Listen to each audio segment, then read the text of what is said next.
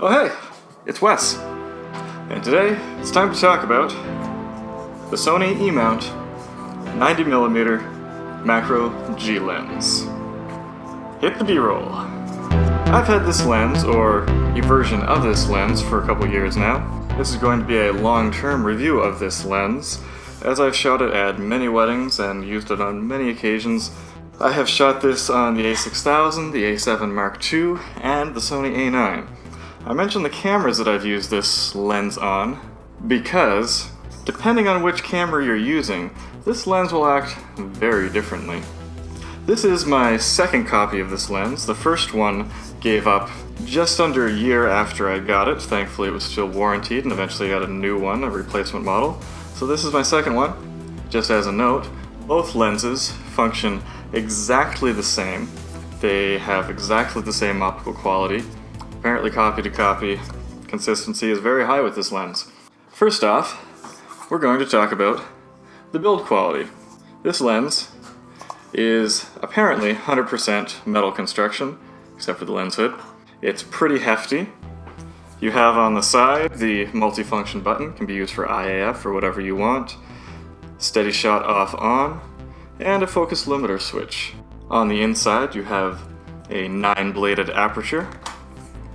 And on the back you'll see there's no O-ring. This lens is listed as being dust and moisture resistant, but with all the moving parts on this, I would not be super inclined to shoot this in the rain. Not that I would have much occasion to do so, as that's generally not what this lens is for. The most interesting part of the build quality of this lens is the manual focus clutch.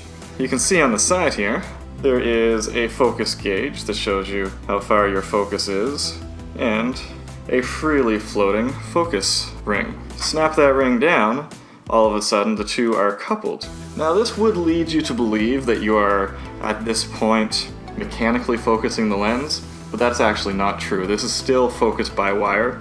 However, it is a wonderful implementation. Having the ability to do this back when I was using the a6000 and a7 Mark II was just fantastic for macro work. It allows you to really take control of what you're doing. I don't know why they don't do this for more of their lenses. At least having a linear throw to the focus. I mean, Fuji implemented this through a firmware update, so I would love to see Sony do this or make it an option to have a linear throw. Otherwise, the manual focusing I find is almost useless on a lot of Sony E-mount lenses. So, love that. Due to the lack of an O-ring and overall full weather sealing, I would have to only give this an 8 out of 10 for build quality. Solid, lots of thoughtful designs, but I'd rather have an O-ring and some weather sealing on this. One more note that isn't really a part of the ratings of this lens, the design of this thing. Where does it come from? It doesn't look like any of the other E-mount lenses. It bears a small resemblance to the cheap Nifty 50 and the 85 1.8 lens, but overall the colors and the shape and the design, they completely don't match anything else in the E-mount lineup. Not really sure where that came from. It would be nice if it fit in just a little bit better. I suspect that there will be another version of this lens coming out within the next few years, a G-Master version, and I'll talk about that a little later, why I think that's going to be. Image quality. This is where this lens just smashes it out of the park. This thing is quite literally one of the sharpest autofocus lenses ever made by anyone. Check out DxO, check out other ratings where they peep those pixels, but as soon as you slap this on a camera, it is obvious you are getting every single pixel off your sensor, whether you've got a 24 or a 42 megapixel sensor, every single one is resolved. And I have to agree with the DxO ratings on this. I don't necessarily at all times, because there can be copy-to-copy variation, and I question what lens, how specific the manufacturers are when they provide that lens to DxO. But this one, the sharpness is just absurd. Important note about that, if you're going to be shooting portraits with this, you want to make sure that it's with someone that has really nice skin, or you have excellent lighting, you want a good makeup artist, because this is going to show everything. Generally a portrait lens has a smoother fall off, slightly softer rendition. This one is as clinical as get out. Image quality, 10 out of 10. It's hard to beat, almost impossible. Image character. So, it's a macro lens. So I'm going to give it a little benefit of the doubt for being such a bare, boring clinical lens. There is almost no character whatsoever, but that is what you're looking for in a macro lens for the most part. You want accuracy, you want purity.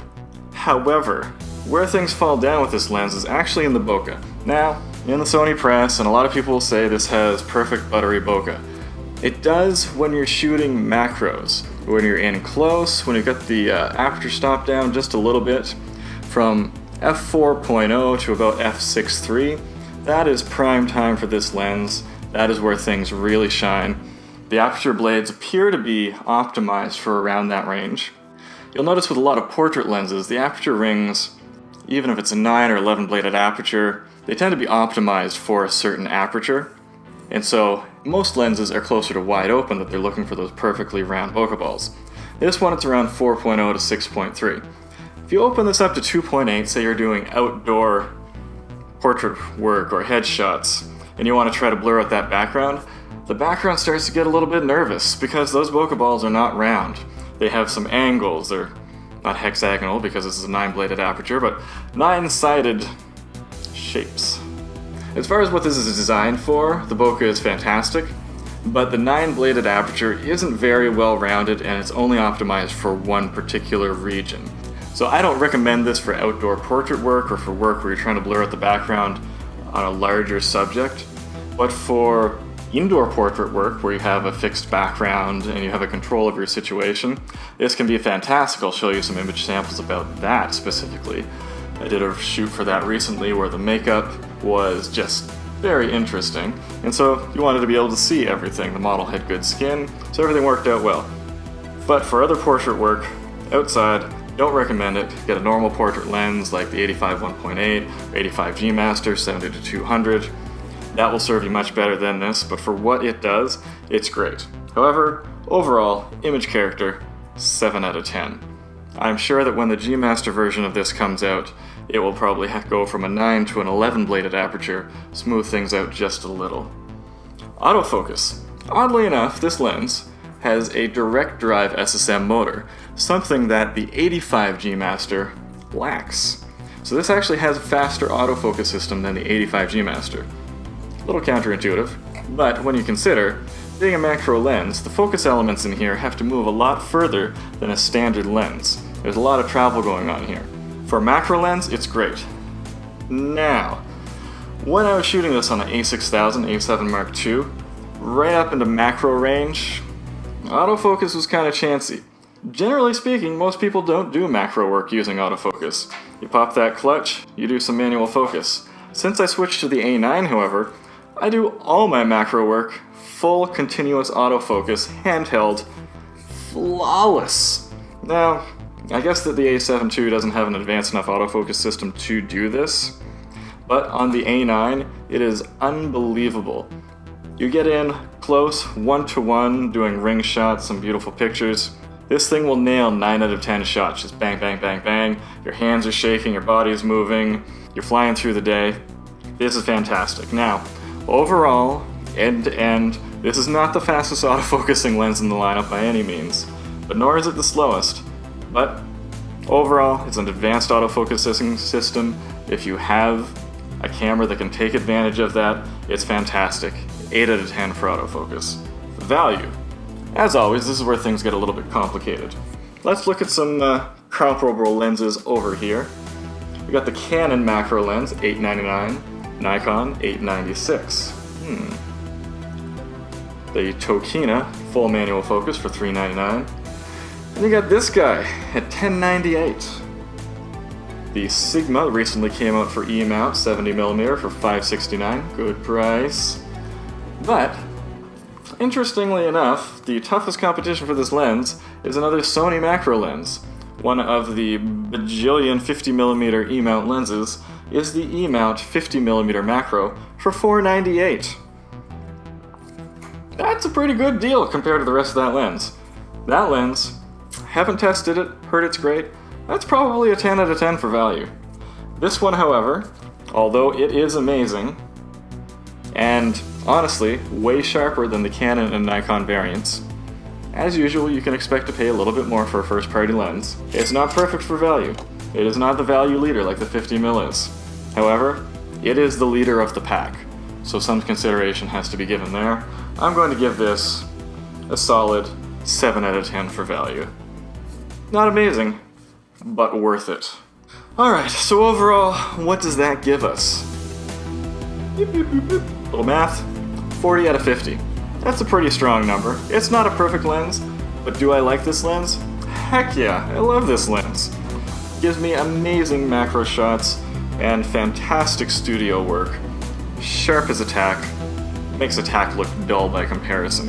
What could Sony do with a G Master lens variant of this? Honestly, I would be afraid that they would produce a G Master variant and it wouldn't be as sharp as this, because it must be hard to make a lens that is as sharp as this is, because it's ridiculously sharp. Did I mention that it's sharp? It's sharp. That's all you really need to know about this lens. Do you need one of these lenses? Well, I've got some links down in the description for this lens, and for some cheaper alternatives if you can't afford to blow the big bucks on this.